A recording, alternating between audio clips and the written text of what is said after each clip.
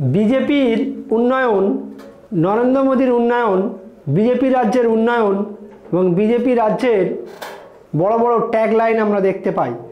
Double engine সরকার থাকলে রাজ্যে ব্যাপক উন্নয়ন হয়, সেই প্রচার আমরা দেখতে পাই।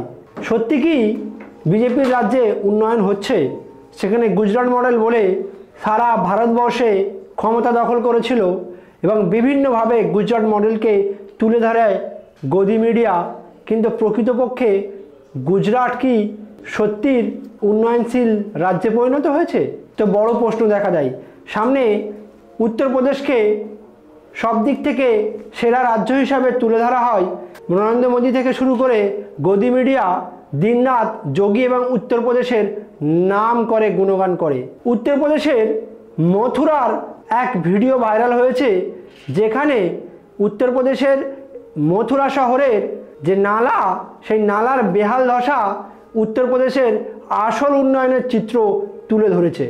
আপনারা যে ভিডিওটা দেখছেন স্ক্রিনে, এটাই সেই উত্তরপ্রদেশের মথুরার নালার ভয়ঙ্কর চিত্র।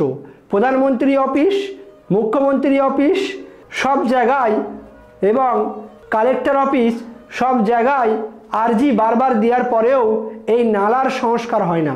এই নালার যা অবস্থা হয়ে রয়েছে এবং এই নালার ফলে মথুরা শহরের করুণ পরিণতি হয়ে রয়েছে, সেটা এক ব্যক্তি তুলে ধরেছেন।